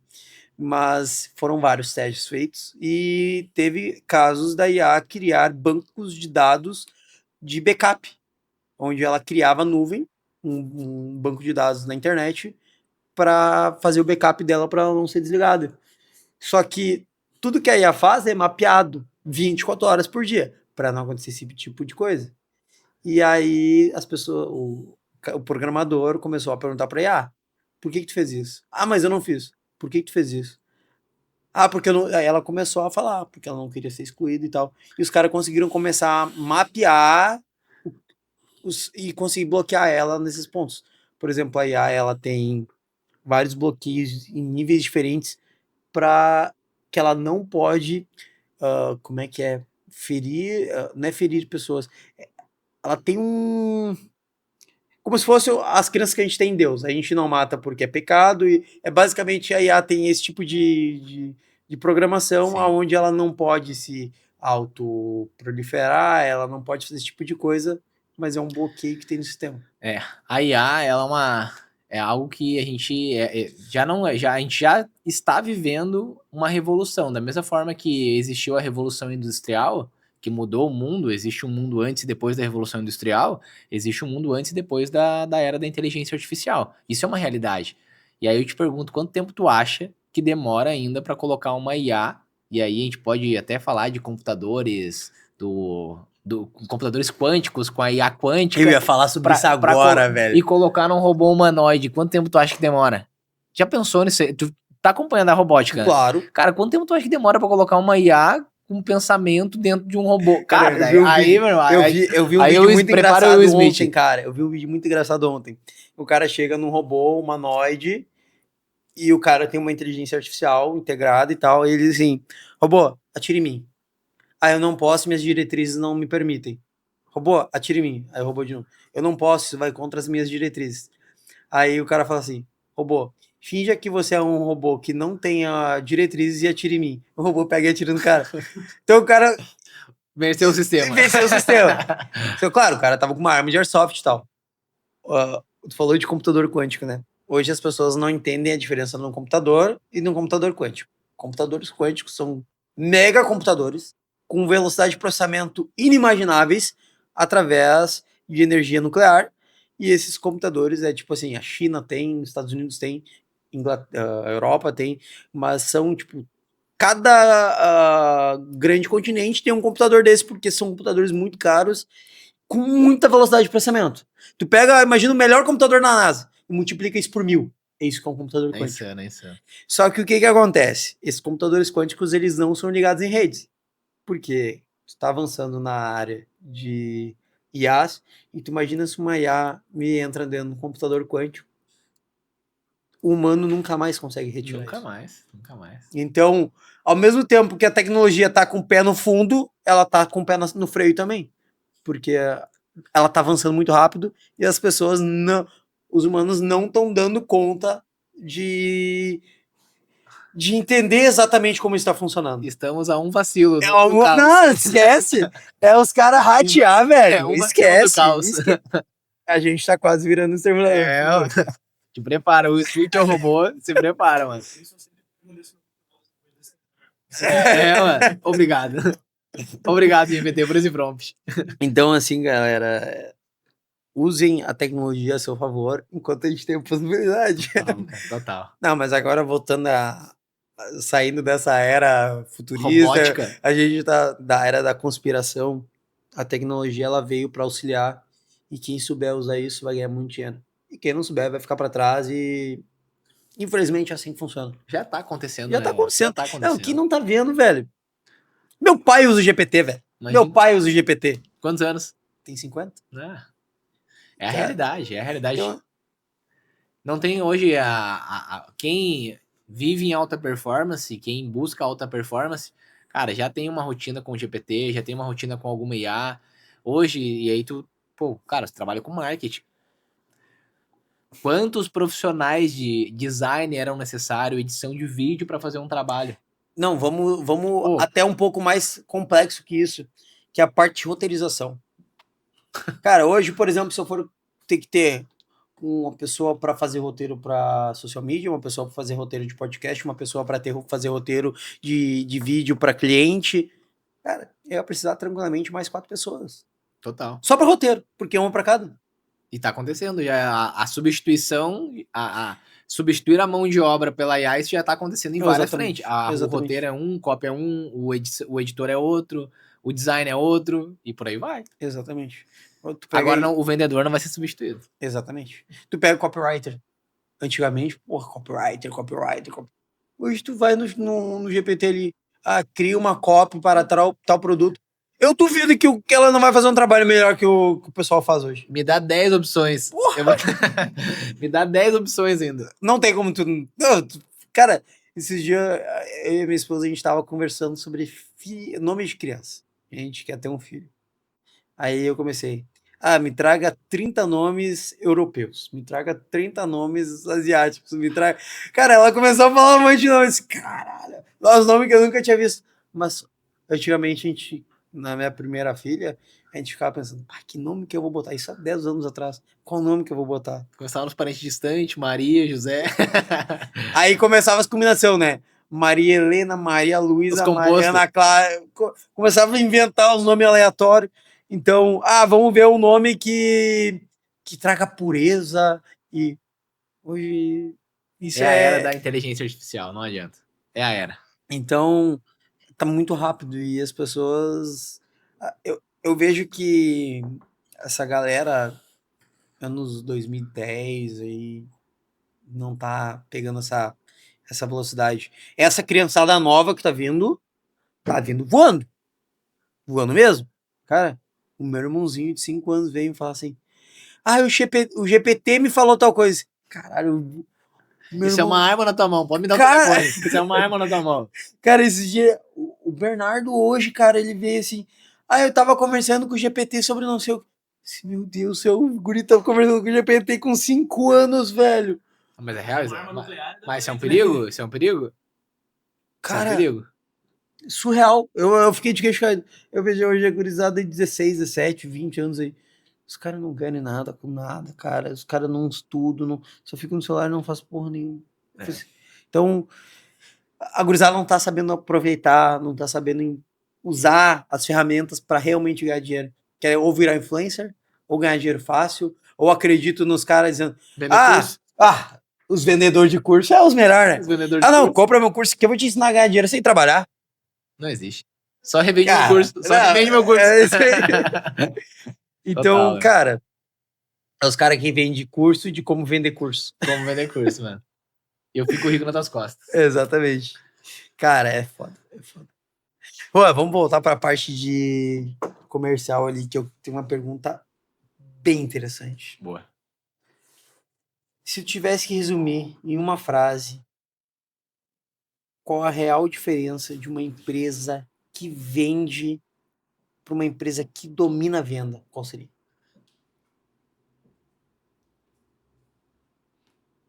Uma frase: venda é ciência, responsabilidade e compromisso. A empresa que entendeu que venda é ciência, responsabilidade e compromisso, ela já está anos-luz na frente da empresa que não teve essa clareza e que ainda não desenvolveu um processo comercial de alta performance ou uma estrutura comercial pronta para escalar e trazer uma receita com previsibilidade. Porque o objetivo de todo empresário é ter previsibilidade de receita, previsibilidade de entrada, de caixa. E se a gente não estruturar uma empresa para ter essa previsibilidade, a gente vai viver no furacão apagando incêndio todo mês como empresário. E tu acha que o pós-venda tá ligado diretamente com as vendas? 100%. 100%. O processo de venda, ele não acaba no negócio fechado. A venda, ela começa no negócio fechado. Fala esse de novo pro pessoal entender. Fala, porque assim, ó. Vai lá, meu irmão. Faz o corte. Porque assim, ó. O pós-venda é tão importante quanto a venda porque ele traz novas vendas. Indicação. Então, pode falar isso aí. A venda, ela não começa ou ela não termina no negócio fechado. Ela começa no negócio fechado. O vendedor que entende que construiu um relacionamento, fechou um negócio, seja qual for o ticket, esse negócio ele tem uma responsabilidade, um compromisso de te gerar mais receita. Então, toda nova oportunidade, todo caixa, todo cliente é potencial de geração de novas demandas, novas oportunidades. Uma boa prática que a gente tem lá na empresa é, depois de 30 dias dentro da base, ele vai receber um CSAT, que é um CSAT analisando o perfil de venda, como foi a experiência de compra e como foi a experiência de onboard, que é o processo, o primeiro momento. Ele vai responder o CSAT, vai trazer a avaliação, provavelmente no Google, ou trazer alguma recomendação, ele vira um case e com essa recomendação lá nas redes sociais ele já traz mais 3 indicações, porque é o momento que ele está no all-in da experiência de compra. E aí esse é o momento de gerar novas recomendações. Só que aí tem uma estratégia. Uma coisa é eu indicar o Leonardo, uma coisa é eu indicar o estúdio, uma coisa é eu indicar a marcenaria, outra coisa é eu recomendar. Então, toda a indicação que a gente trabalha com essa clareza, que a indicação é tu me passar 5 telefones de quem tem potencial de comprar o meu produto ou o meu serviço. A recomendação é tu ligar para esses 5 e dizer, Léo, tô com um cara aqui comercial que mudou a realidade da minha empresa, estruturou, meu time tá motivado, eu vou passar o teu contato para eles. Cara, é outra ligação que o Juan vai ligar. A Exatamente. recomendação ela é diferente. Então a gente cria uma estratégia para movimentar essa recomendação depois de 30 dias na base. Tem um ditado que meu pai usava muito, que o teu melhor vendedor é teu cliente. Boa. Teu melhor Um vendedor é teu sábio. cliente. É um sábio. É, cara, se tu prestou um bom serviço, prestou um bom pós-venda, atendeu o teu cliente bem, entregou teu produto com excelência, esse cara vai te indicar para outras Vai te pessoas. indicar. Então o cara tá sendo teu melhor vendedor. E aí vem de novo aquilo que tu falou. Não é chegar e te passar os 10 contatos. É ligar pro cara, tá numa conversa de bar, o cara, uma conversa da tua casa lá, chamou outros amigos pra fazer um churrasco. Teu amigo vai dizer, pá, meu, preciso fazer um móvel pra minha casa. Aí, o que é mais interessante? O cara dizer, meu, vou te apresentar o cara que fez os meus móveis. O cara entregou um negócio top, preço bom e entregou o negócio na data certa. Os caras que me atenderam, tudo organizadinho, roupa da firma, não deixaram uma sujeira. Tu acha que esse cara vendeu pra ti ou não? Isso é um canal de aquisição. Aí agora, outro ponto. O cara pegou, entregou um serviço mal acabado, serviço mais ou menos.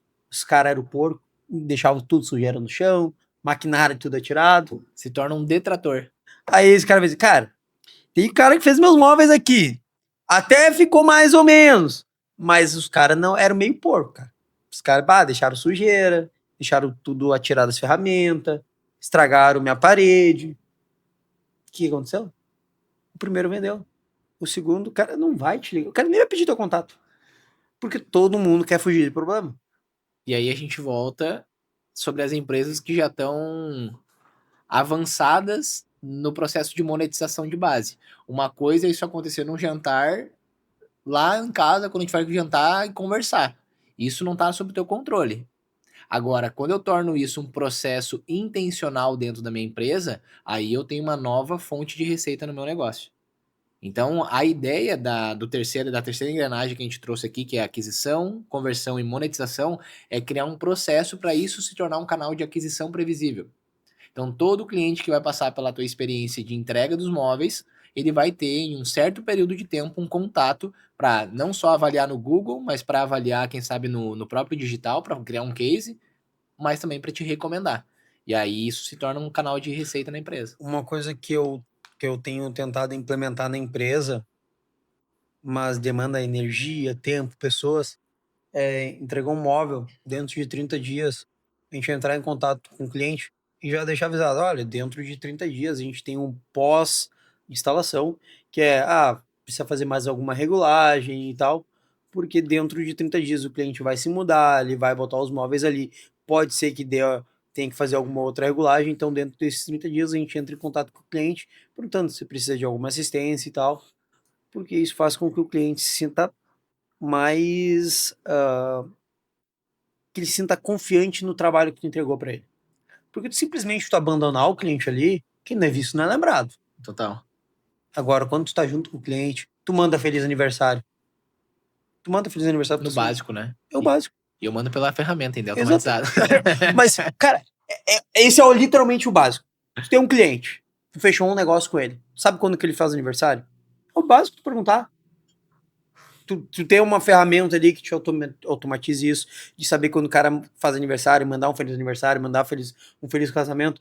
Vamos supor que eu seja um cara que vende roupa para casamento. Eu sei quando o cara quando o cara casou, que um ano eu vou mandar, feliz primeiro ano de casamento, gostaria de parabenizar, dar um cashback, um cupomzinho de desconto pro cara e para aproveitar melhor esse dia, nada melhor se vestir bem para a sua amada e tal.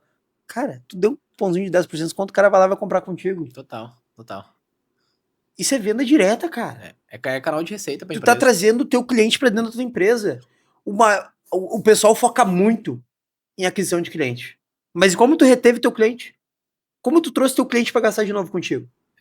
As empresas não estão olhando para isso. Não estão? Outro ponto que as empresas pecam, principalmente para quem vende serviço recorrente ou até mesmo produtos que tem que ser, insumos que tem que ser reabastecidos, é esperar o cliente chamar para reabastecer, ou para fazer algum tipo de manutenção, ou vender algum serviço agregado. Então, quando a gente faz quando a gente fecha um negócio, eu tenho que entender como que eu gero mais caixa desse mesmo cliente. Não só com a recomendação, mas com algum serviço agregado dentro do meu ecossistema. Agora eu vou fazer um marketing pro teu CRM. Gente, o CRM, ele é uma ferramenta que vai te auxiliar nesse tipo de trabalho. Por exemplo, assim, ó, vamos supor que tu tem que botar um funcionário só para mandar feliz aniversário para os teus clientes. Não faz sentido. Ah, vou ter que botar um cara só para dar feliz aniversário de casamento. Não faz sentido, velho. Tu tem uma ferramenta que vai ter toda a tua base de cliente. Vai saber quando que aquele cliente comprou, quando que vai dar um mês, quando que vai dar 6 meses, quando que vai dar um ano. Então, ou a ferramenta vai te avisar para te chamar esse cliente, para ti não ter que estar olhando todo dia uma agenda, ou essa ferramenta vai chamar esse cliente para aquecer o lead, ou aquecer o cliente, dar o feliz aniversário e nas datas programadas. Então, ela vai fazer esse trabalho por ti para te auxiliar e tu não precisar dedicar um tempo. Isso não é perder tempo, é dedicar um tempo. Perder tempo é tu fazer uma coisa que não vai ter conversão. No momento que tu tá aquecendo teu cliente, isso tu não tá perdendo tempo, tu tá ganhando um tempo com o teu cliente, aonde quem não é visto não é lembrado, e esse cara vai lembrar de ti por quanto tempo? Porque tu tá chamando ele, tu tá se importando, tu tá fazendo com que ele crie um vínculo com a tua empresa. Todo o tempo aplicado para relacionamento com a tua carteira de cliente é investimento. Isso é inquestionável. E aí tu pensa assim, a maior parte das pessoas é pelo custo, né? Ah, vou investir 2, 3, 4, 5 mil num CRM. Mas quanto que esse CRM te traz de retorno? Eu tenho empresa há 12 anos. Se há 12 anos atrás eu tivesse um CRM desse, quantos clientes eu poderia ter recuperado nesse prazo? Quantos clientes eu poderia ter feito os móveis de novo? É a balança de preço e valor, né? Exatamente. Eles vê preço, mas não vê valor. É a mesma coisa com o próprio marketing. Quando tem que cortar, corta do marketing, porque não vê o valor naquela frente Exatamente. da empresa. Mas é porque muitas vezes o marketing não está trazendo um retorno, porque não sabe como fazer aquilo. Eu tive diversos clientes que vieram para nós, que vieram com a mesma dor. Cara, eu já tive 5, 6 empresas de marketing trabalhando para mim, e todas não me entregavam o que eu queria. Daí eu perguntei, tá, mas o que que tu quer? Vou abrir uma Vamos, empresa de vamos. marketing agora. Não, não, vamos fazer o seguinte. Vamos olhar, primeira coisa, vamos olhar para dentro da tua empresa. Como é que tá teu setor comercial? Vamos estruturar, vamos ver realmente onde está teu problema. Qual que é teu diferencial? Tu sabe qual é teu diferencial? Sabe qual é teu público? Como é que tu quer vender se tu não sabe nada da tua empresa? Tu é um aventureiro, tu tá trabalhando sem rumo, sem saber para quem vender, tu tá indo viajar sem um motorista. Tu tá deixando o carro te levar. Não é assim que funciona. Então, se tu não tomar as rédeas do teu negócio vai tomar as rédeas por ti. Total. Aí Boa quem toma frase. conta da tua empresa são os funcionários. Boa frase. Então, o pessoal ele tem que ter foco, tem que entender qual que é o problema, tem que buscar ferramentas para auxiliar eles. Cara, se tu não. É a mesma coisa uma parafusadeira. Se tu vai montar um móvel com uma chave de fenda, tu vai demorar quanto tempo? Agora, se tu tem Verdade. uma parafusadeira, tu leva quanto tempo? Ah, é outro jogo. Outra realidade. É o que eu vejo hoje de um CRM, é o que eu vejo hoje do marketing bem empenhado. É uma ferramenta que vai fazer tu chegar mais longe, muito mais rápido e muito mais redondinho. E número, né? E te Ah, trazendo número em tempo esquece. real de tudo. É, exatamente, exatamente. Cara, e hoje, para quem quer começar essa transformação, qual seria o próximo passo, na tua visão? Primeiro é passar por um trabalho de metanoia. O que é a metanoia? É uma mudança essencial de pensamento. Só vai chegar lá quem entender que tem que chegar lá. E isso é se permitir sair de uma zona de conforto, entrar numa zona de aprendizado para chegar na zona de crescimento. Então, esse trabalho de metanoia, ele tem que começar de dentro para fora, a ponto de eu não me permito passar mais 10 anos da minha empresa sem ter controle do meu operacional ou do meu processo comercial, ou ter o controle de quantas vendas eu estou fechando ou estou deixando de fechar. É um trabalho que o empresário tem que olhar no espelho e saber, eu me permito passar por isso pelos próximos anos ou eu preciso mudar isso dentro da minha empresa? Então esse trabalho de metanoia é o primeiro passo, é saber que precisa da mudança. Segundo passo é fazer um bom estudo de mercado, e aqui obviamente vou trazer isso para a minha realidade, e entender qual é a empresa que te traz mais segurança, mais credibilidade, mais confiança, que tem uma metodologia que se enquadra dentro do teu modelo de negócio, não é um copia e cola, e aí obviamente começa uma pesquisa de mercado. Mas o grande objetivo é o empresário entender e não se permitir ficar naquela zona de conforto. Porque é uma zona de conforto. São 10 anos da empresa funcionando sem mexer nessa ferida. E quando mexe nessa ferida, incomoda. E para quem quer se aprofundar mais no teu trabalho e conhecer tanto o trabalho da Zap Pro quanto o trabalho da empresa de comercial do Juan, deixa teu Instagram e como que as pessoas podem fazer para te contatar. Excelente. Pessoal, tem o meu LinkedIn, conta toda a minha jornada, toda a minha história e como que eu consigo contribuir para todo o processo de escala, organização, gestão e transformação cultural, uma cultura de alta performance para o teu processo de venda, processo comercial. Meu LinkedIn é Rua Gessilever, conforme o meu nome consta aqui no vídeo. Meu Instagram é Gessilever _ Rua e o Instagram da ZapPro é ZapPro _ CRM. Então pode acompanhar lá, tem toda a história, a jornada do nosso trabalho. Vai ser um prazer ir trocar uma ideia, apresentar todo o trabalho na prática, e aí eu tenho certeza que a partir do momento que a gente for dar esse start, os resultados eles começam a aparecer de curto, médio e longo prazo. E aí eu acredito que esse próximo passo ele é indispensável para todo empresário. E a gente está entrando no mês de março, encerrando o primeiro trimestre do ano de 2026. O quão mais rápido a gente movimentar essa alavanca dentro da empresa, mais rápido o resultado tende a aparecer. E a gente não pode se permitir mais passar por um ano sem controle operacional ou um controle sobre a tua gestão ou a tua empresa. E a gente está num ano bem complicado, né?